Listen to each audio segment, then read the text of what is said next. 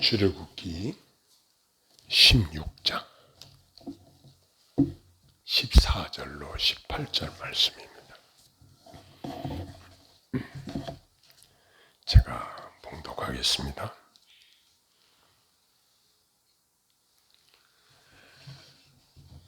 그 이슬이 마른 후에 광야 지면에 작고 둥글며 서리 같은 것이 있는지라.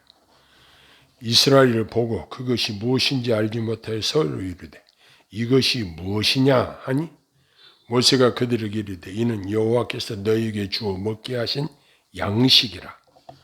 여호와께서 이같이 명령하시기를 너희 각 사람은 먹을 만큼만 이것을 거둘지니 곧 너희 사람 수효대로 한 사람에 한 오멜씩 거두되 각 사람이 그의 장막에 있는 자들 위하여 거둘지니라 하셨느니라. 이스라엘 자손이 그같이 하였더니 그 거둔 것이 많기도 하고 적기도 하나 오멜로 되어본 즉 많이 거둔 자도 남음이 없고 적게 거둔 자도 부족함이 없이 각 사람은 먹을 만큼만 거두었더라. 아멘.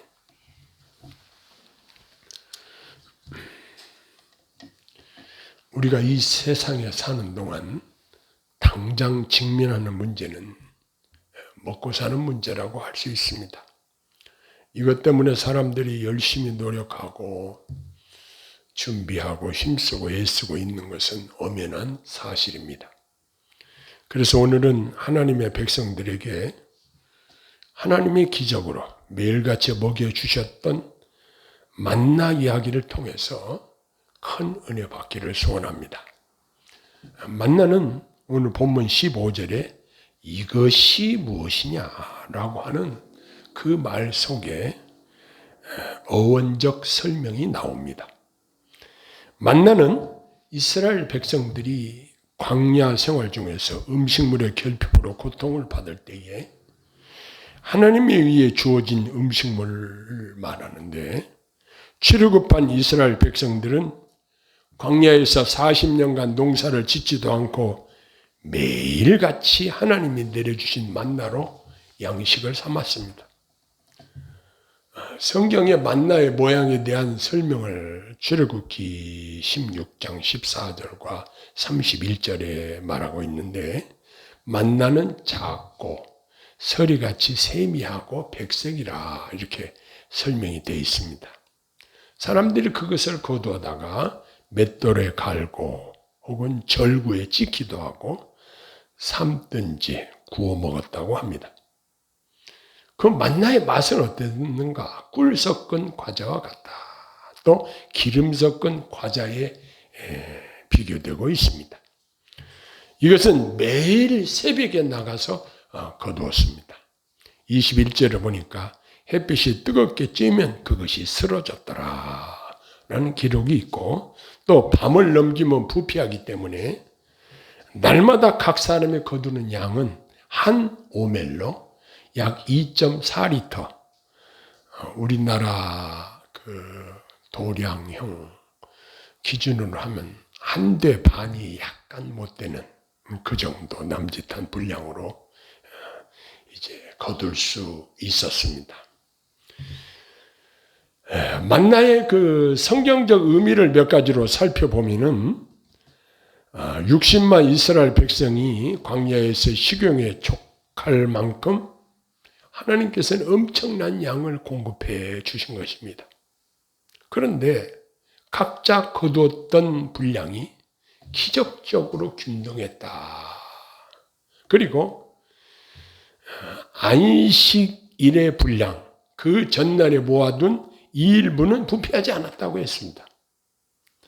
그리고 만나를 하나님의 그 법궤 안에 금 항아리에 보관해 두었던 것은 하나님이 만나를 내려주셔서 먹고 살았던 것을 기념하기 위해서 영구하게 보존되었던 것입니다.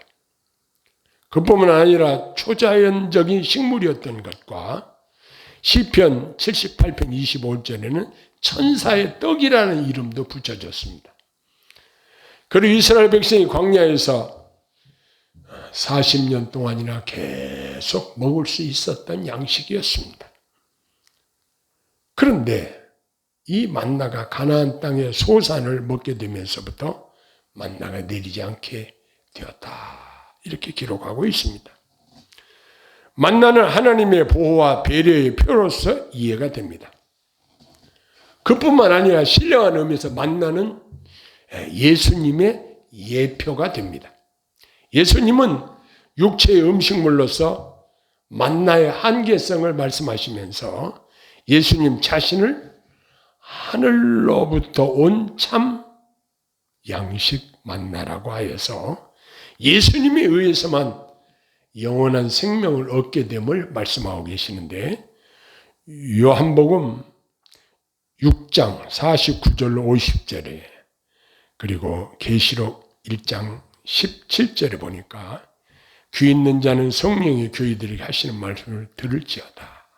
이기는 그에게는 내가 감추었던 만나를 주고 또 흰돌을 줄 터인데 그 돌 위에 새 이름을 기록한 것이 있나니 받는 자밖에는 그 이름을 알 사람이 없느니라. 사도 요한을 통해서 계시록이 이렇게 기록하고 있습니다. 이처럼 이스라엘 백성들은 매일같이 하나님이 주시는 만나를 거두어 가지고 와서 맷돌에 갈기도 하고 절구에 찍기도 하고 가마에 삶아서 또 과자를 만들어서 먹었다고 합니다. 그런데 이렇게 하나님이 이스라엘 백성들에게 기적적으로 완전 식품인 만나를 공급해 주셨건만 이스라엘 백성들은 민수기 11장 4절로 6절에 보니 이렇게 반응을 했습니다. 울며 누가 우리에게 고기를 주어 먹게 하랴. 우리가 애굽에 있을 때는 값없이 생선과 오이와 참외와 부추와 파와 마늘들을 먹은 것이 생각나거늘 이제는 이 만나 위에는 보이는 것이 아무것도 없도다 하니 라고 기록이 있는 것처럼 그들은 하나님이 주시는 만나를 먹으면서도 하나님 앞에 불평을 늘어놓았습니다. 불평하는 이스라엘 백성들도 이해가 갑니다. 식단이 좀 변화가 있어야지 날마다 만나만 먹으라고 그것도 40년 동안 먹으라고 하니 얼마나 힘들었겠습니까? 그러나 아까 말씀드린 대로 만나는 완전 식품이었습니다. 이스라엘 백성들의 몸의 건강을 유지하는데 완벽한 영양을 공급해주는 식품이었습니다. 하나님의 만나를 주신 또 깊은 뜻이 있습니다. 먼저는 사람이 떡으로만 아니고 여호와의 말씀으로 사는 것을 알게 하시려는 것이고, 그리고 신명기 8장 16절을 보니까 우리를 낮추시려고 그렇게 하셨다. 그리고 신명기 8장 16절에 시험하여 복 주시려고 그렇게 하셨다. 그리고 요한복음 6장 31절과 33절에 보면 예수님을 통하여 생명을 주시려고 만나의 역사를 이루어 주신 것인데, 예수께서 이르시되 내가 진실로 진실로 너희에게 이르노니 모세가 너희에게 하늘로부터 떡을 준 것이 아니라 내 아버지께서 너희에게 하늘로부터 참떡을 주시나니 하나님의 떡은 하늘에서 내려 세상에 생명을 주는 것이니라. 만나는 곧 예수님의 몸, 예수님의 생명과 상징적인 관계를 가지고 있다는 것을 보여주고 있습니다. 신명기 8장 16절로 18절에 보면 네 조상들도 알지 못하던 만나를 광야에서 네게 먹이셨나니 이는 다 너희를 낮추시며 너희를 시험하사 마침내 네게 복을 주려 하심이었느니라. 그러나 네가 마음에 이르기를 내 능력과 내 손의 힘으로 내가 이 재물을 얻었다 말할 것이라. 네 하나님 여호와를 기억하라. 그가 네게 재물 얻을 능을 주셨습니다. 이같이 하시면 네 조상에게 맹세하신 언약을 오늘과 같이 이루려 하심이니라 라고 말씀하셨습니다. 여기서 보면 여호와를 기억하면 재물 얻을 능을 주신다고 말씀하셨습니다. 자, 그런데 이 만나에 대한 하나님의 특별한 명령이 있는데, 만나를 지성소 법궤 안에 두어서 이스라엘 대대로 기념하라고 하셨습니다.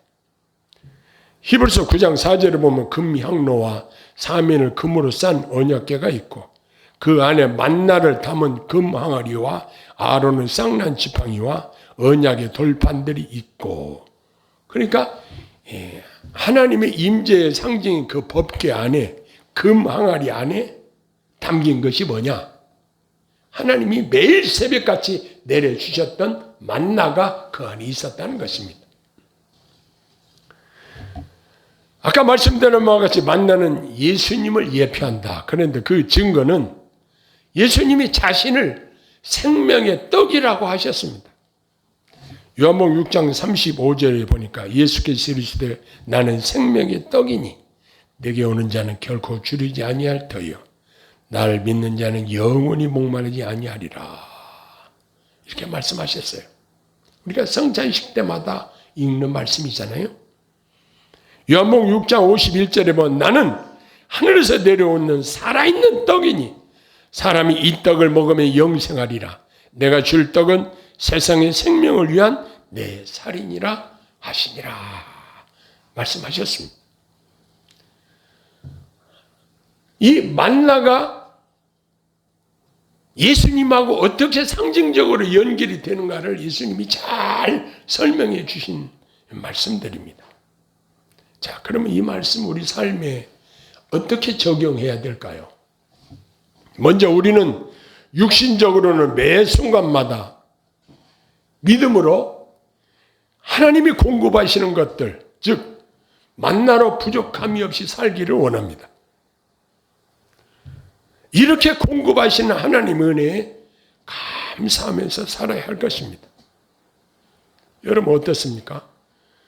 우리 노력으로 내 노력으로 내가 힘써서 먹고 사는 것 같아도 실제적으로는 하나님이 공급하시는 은혜로 사는 거예요. 저를 봐도 그래요. 이거 보세요.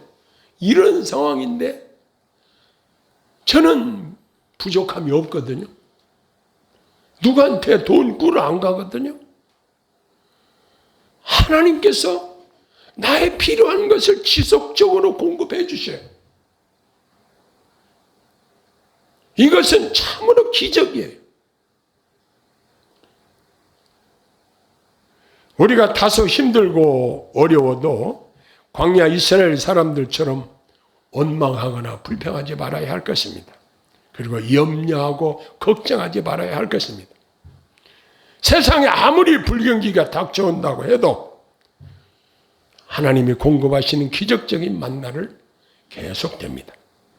더욱 중요한 것은 우리에게 영원한 생명을 주시기 위하여 신령한 만나가 되어주시는 예수님을 믿고 의지하고 살다가 영생복을 누릴 수 있는 엄청난 은혜를 받은 영적 비밀을 마음에 믿고 간직하고 감격하는 마음으로 살아야 할 것입니다. 이렇게 영생을 주시는 만나가 되시는 예수님을 자랑하면서 사는 것이 곧 전도예요.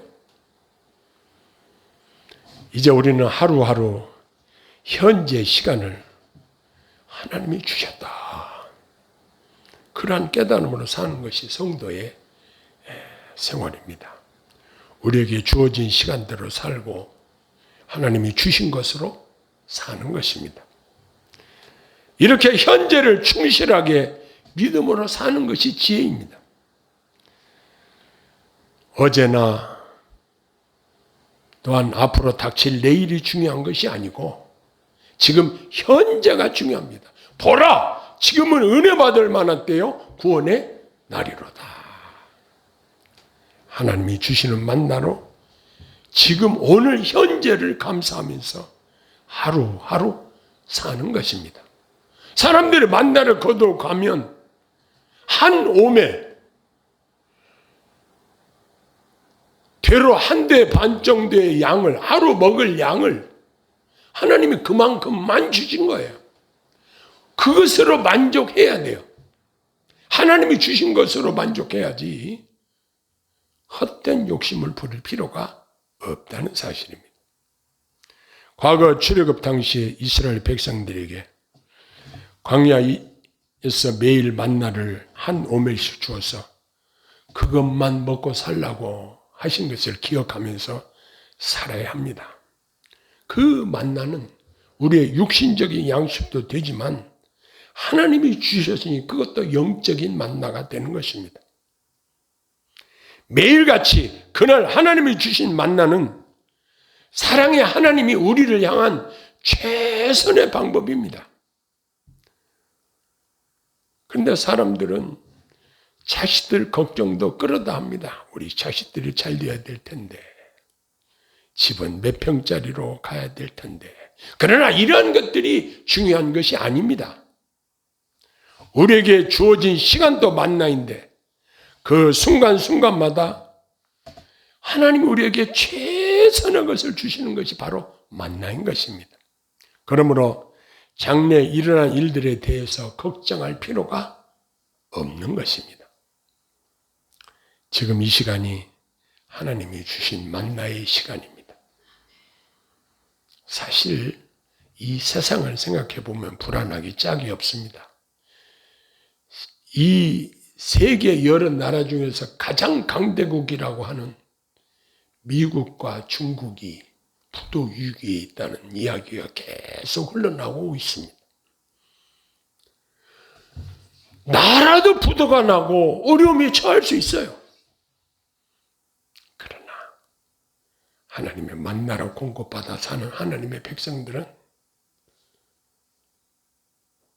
우리의 생사복을 주장하시고 매일같이 우리에게 일용할 만나를 주시는 하나님의 공급하신 은혜로 산다는 이 사실이 얼마나 감사한 일인지 모릅니다. 그러므로 매 순간 하나님의 은혜와 사랑을 느끼며 또 실제적으로 감사하며 사는 것이 우리의 성도의 마땅한 자세인 것입니다. 여러분은 어떻습니까? 우리의 살아온 생을 한번 뒤돌아 보십시다. 내 지혜로, 내 기술로, 내 노력으로 지금까지 살아온 것 같아도 사실을 알고 보면 하나님의 도우심으로 살았습니다. 이거 부인할 수 없는 사실입니다.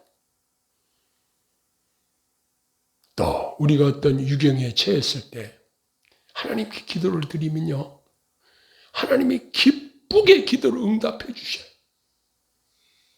얼마나 감사한 일인지 몰라요.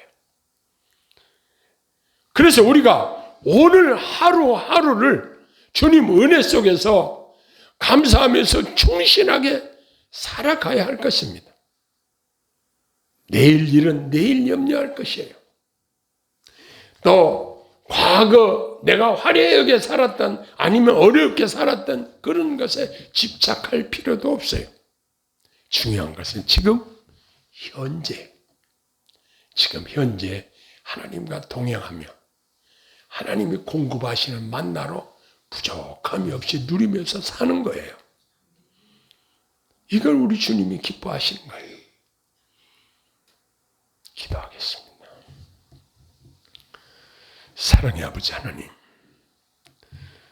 저희가 지금까지도 하나님이 공급하시는 일체의 모든 것으로 살아왔습니다. 바로 이것이 하나님이 주시는 만나인 줄 압니다. 더구나 감사한 것은 예수님 자신이 생명의 떡이 되시고 예수님 자신을 우리에게 선물로 주심으로 말미암아 우리가 영생을 얻게 하셨고, 이 엄청나고 놀라운 이 사실을 우리가 믿고 마음속에 늘 기억하며 하나님께 감사하며 영광 돌리며 사는 저희들 되게 하옵소서. 예수님 이름으로 감사하며 기도하옵나이다. 아멘.